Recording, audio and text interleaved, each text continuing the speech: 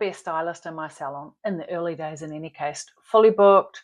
I made the most revenue, taking home the least. And honestly, my biggest frustration wasn't actually the money.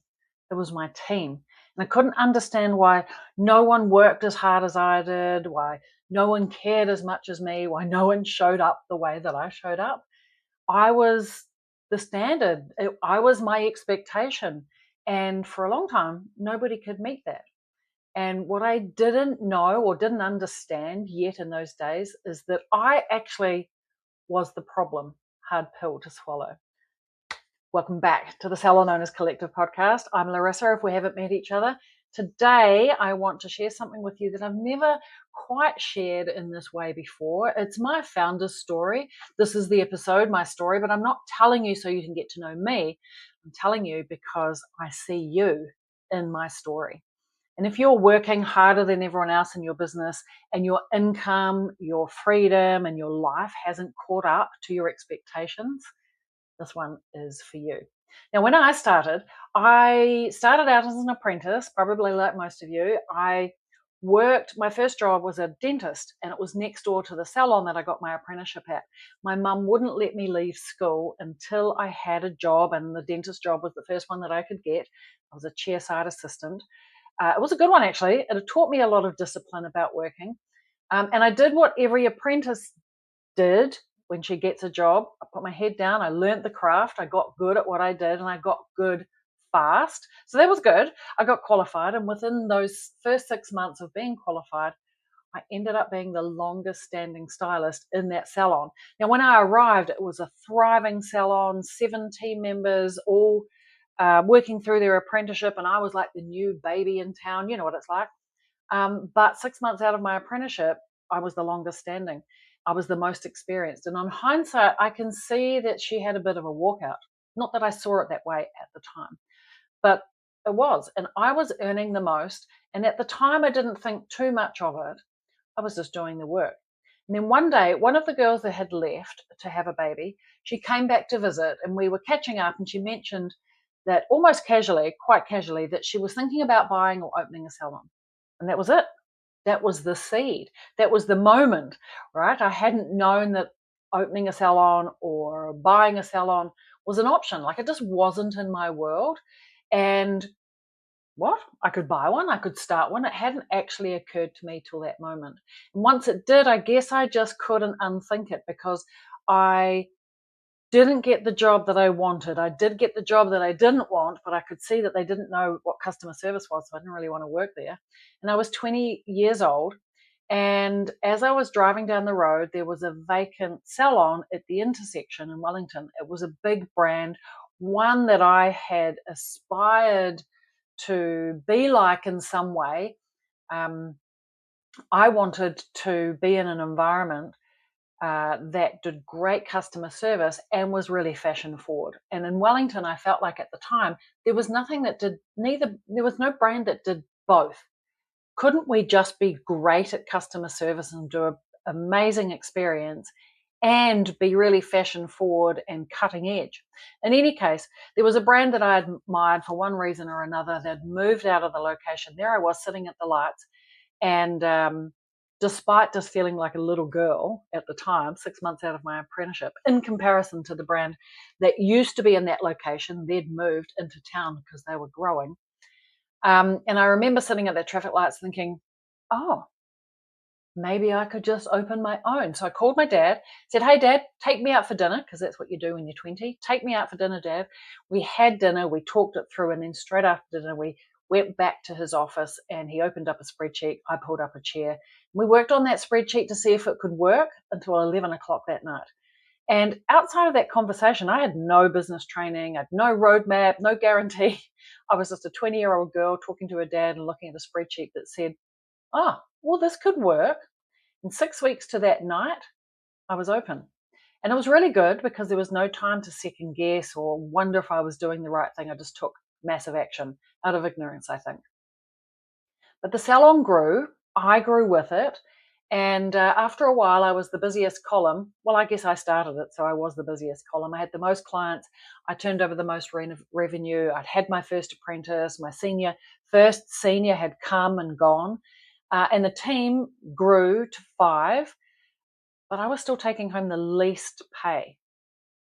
And I guess, because success has its way of compounding a problem, I had this moment where a great girl had applied for a job to come and work with me. She really wanted to work with me.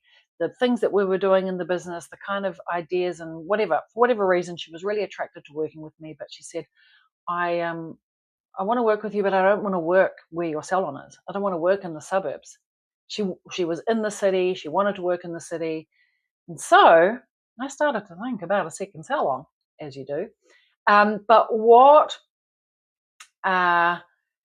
it would cost me to have her was actually double what I was currently paying myself. And so not only was I considering building or opening a second salon around an available team member, I was paying myself less than what she was already earning. And until that moment, I wasn't really running a business. I was playing shop and I was employed. I was just employed. That happened to be by myself. I was the most expensive, hardworking team member in my salon, and I was paid the least. So my sister, who was working with me in the business at the time, she was running front desk because I could serve the clients and she could run the payroll and the stock and front of house and all of those things. And we had this opportunity to fly to Australia to this 3-day business conference. I thought that would be a good thing to do. Of course it was. And my sister, who now 20 years, maybe even more later, now works with me at the Salon Owners Collective again, but we were together for the first time then.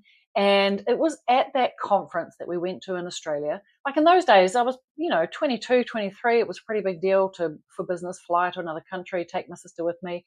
And the business coach said to me, I've never forgotten it. It's really been the sort of foundation of everything. He said, if you keep behaving like a stylist, Larissa, you'll never grow your business.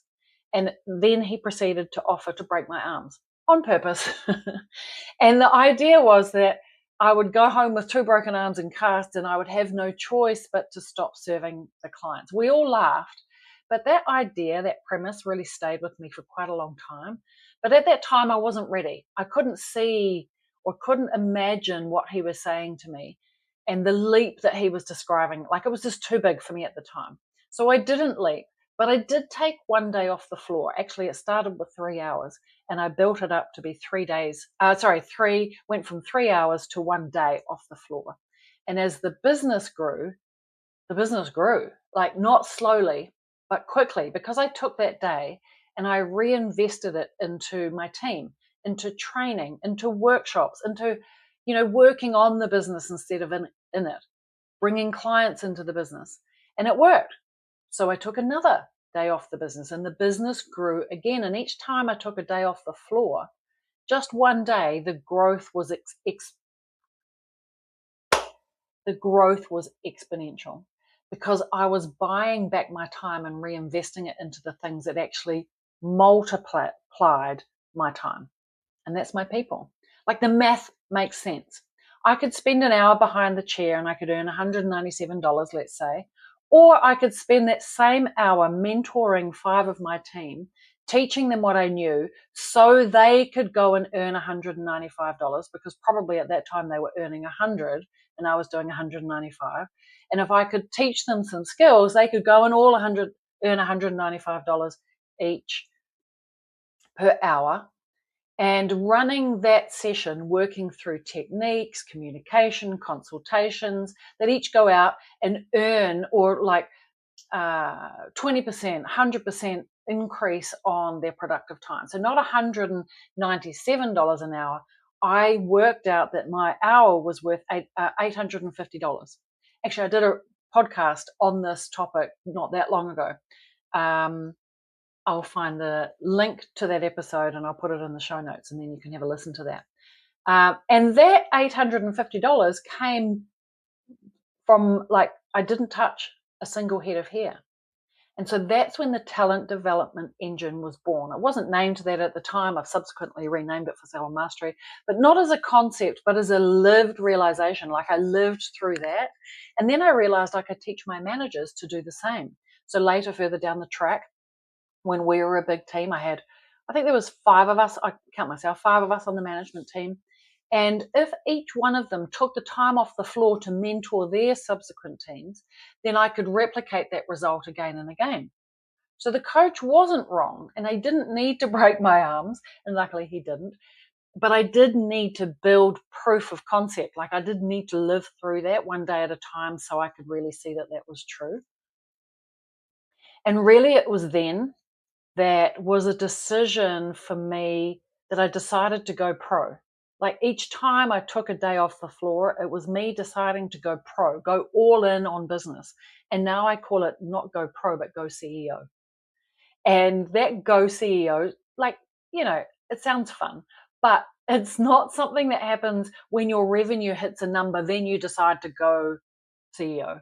Like, you don't get the result and then become the person. It's not automatic when you hire a manager. It's not automatic when you hit a milestone. Actually, it's the other way around. It's a decision.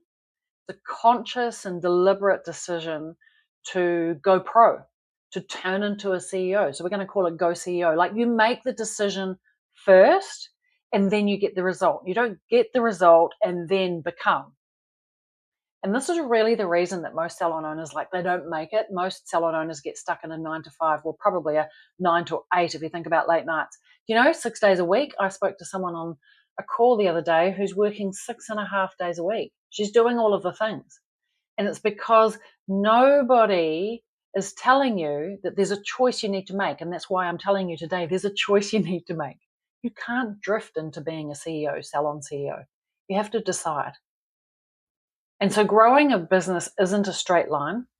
It's a staircase or a squiggly line. But I like the analogy of a staircase because first you go up. So like, I started my salon, it was just me, and then I got a team member and the money went up. And then I got 2 more team members and the money went up, and then we broke. Right? Do you know what I mean by I broke? Like, suddenly I was on the floor and I had a team to manage and I had to manage their complaints and all of those things. And so we broke. The systems that I'd run when it was just me and an apprentice, they didn't work when it was me and 5. So I had to put some systems in place that meant that I could cope with 5 team members and being on the floor. Actually, being on the floor 5 days of the week wasn't the answer. I had to pull back a little bit. And so I had to change the way I was doing business so we could get back into momentum and back into growth trajectory. Does that make sense? So when you go flat or you break, and rightly so, after you grow, you need to do some new things. Like, you need to fix the things that broke. You need to change some systems and processes. Maybe you need to install some new strategies, or you need to fix some old strategies, or you just need to pick up some stuff that you used to do and you don't do it anymore. Like, oh, we used to do that thing that time. I wonder whatever happened to that. Maybe the team needs recalibrating. Maybe you need more team members. You don't have the infrastructure to support them, the stylist and the therapist, beauty therapist that you have now. And what worked at the last level, the last stage of business, just doesn't work at this stage. So you have to change up a gear before you can move forward. So I call it new level, new devil. Makes sense, right? And then when you've implemented those things and you've fixed all of the problems and you've found some new growth strategies and you've put some of the foundational stuff back in place, like the foundations at the manager level, like they break before you get to the leader level. You have to solve those problems before you can become the leader. So you have to rise to the leader level to then move forward, right? Otherwise, you're just going to go flat. You hit a growth ceiling and you're scratching your head wondering why nothing's changed. So that's the call. You need to change a system or a process or install something new to become something new. And so when that flat job is done, which is the fixing and the processing and the new strategies, you get growth again. Like, you get a new team member and you've solved the problem of how to attract new clients. So when the new team member comes, they're fully booked straight away and they cover their costs in 6 weeks and they double their costs in 12 weeks and they're 3 times their cost after 18 weeks, and you're golden because you've solved that problem, and then the money goes up again. And so only if you're willing to let go of something, the old way of doing things, will you make room for the thing that is new. And so I had to let go of the identity of being a 5-day a week or even a 6-day a week stylist So I had to let go of that to make room for becoming a business owner. And it's only when I let go of my identity of being a stylist, or for you as a therapist, beauty therapist, you're a beautician, will you make room for being a salon CEO and stepping into business ownership? It starts with the decision. And sometimes the roadblock to making that decision is actually not being willing or feeling ready to let go. And so that's how it went from me and an apprentice to 2 salons.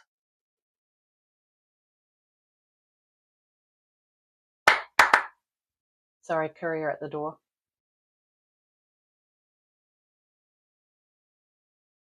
So that's how I went from me and an apprentice to 2 salons, 10 in each salon. And then again to change, like we broke at 2 salons, 10 in each salon. I broke. What worked when I had me and an apprentice didn't work when it was me and 5. And then when it was me and 10 in the team, and then I decided to go, actually, no, I went me, 5 in the team, 2 salons, 5 in each salon, and then both salons grew to 10. Like, what the heck? And then I wondered why I was stressed out and systems and processes broke. I'll tell you what the system and process that broke is I broke. I had 2 managers, 2 cultures. I was driving backwards and forwards, 2 sets of clientele, and I was just doing all of the things. It was not good, and I broke. And so a hard decision needed to be made. And instead of holding on to ego, I have an identity that I'm a 2 salon owner. I actually decided that the city salon was the easier to get staff, more driven team members. And I moved all of the team that were in the suburb salon, and we moved into one mega location in the city, one mega salon. And we had 30 eventually in that team operating out of one location, completely optimized, full management team. And I was completely free then to work in and on the business. Like I only worked in the business 15 hours of the week. I had 2 young babies. I started another business, but let's not go into that right now. I didn't just arrive there. Like I moved up through the different stages and phases of business. And during that growth journey, like I changed.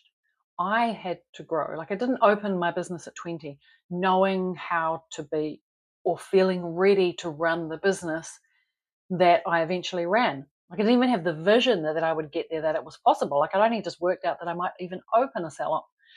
And so there are 4 growth stages that one must go through to go from 0 to hero or from fully booked stylist or therapist to $1 million salon owner. And I arrived or lived through that ascending staircase. The growth, we now call it the growth roadmap. Like there is a roadmap to growth, and I've been through that roadmap twice. Once with my salon, and then again from scratch building Salon Owners Collective. And so there is a path that is inevitable, or it's always reoccurring and shows up no matter what business that you're in, whether it's a salon, whether it's an online business like Salon Owners Collective or any other business. Like there are some fundamentals that are true, and then there are some fundamentals that are true to hair and beauty salons. And when I worked at Timely, so after I sold my salon, I worked for 2 salon software companies. I actually worked with shortcuts while I had my salon. But in any case, for a time I worked with Timely Salon Software. And during that time, I was business development manager there, and I had the front row seat to see what was happening in the industry. And what I saw broke my heart just a little bit, because I saw so many salons struggling, struggling to pay themselves like I did for those first early years, and people having team problems, people couldn't recruit, can't employ, don't know what to pay them, don't know how to develop them, good people leave just as they finally get good. All of those problems that I'd been through, like I learned the lessons the hard way. I'd paid the price. And what I realized while I was working in at Timely was that I knew how to help. you know it wasn't an option anymore. Like I felt a duty, a calling to help the industry more than just get the right software. So I left. Like I loved Timely. I thought I'd be there forever. But I found myself 3 salon owners that I started coaching, and I had the confidence then to leave my day job But actually what happened is that staircase started again. It was just me coaching a couple of salon owners, and then I got a couple of more salon owners, and so then I got a team member, and then I got 2 team members, and then I got a program coordinator to help me because I had 12 team members, 12 owners now. And the staircase, the growth roadmap kind of started again. I thought, oh, I've been here before. Like, you go up, the money goes up, and then things aren't working anymore. It gets a bit messy. So I needed a team member to do some of the things for me. And so we went up again, and then I got stuck, and revenue was flat, and I was over busy and a bit stressed. So I got another team member, and then I optimized some systems and programs, and eventually Salon Mastery was born, because at the beginning I just coached people. They asked me some questions and I helped. And then I realized they were the same questions. And then I realized a pattern, that they were asking the same questions based on the size of the business. I thought, oh, hang on a minute, I've been through these stages. So, new level, new devil, same roadmap.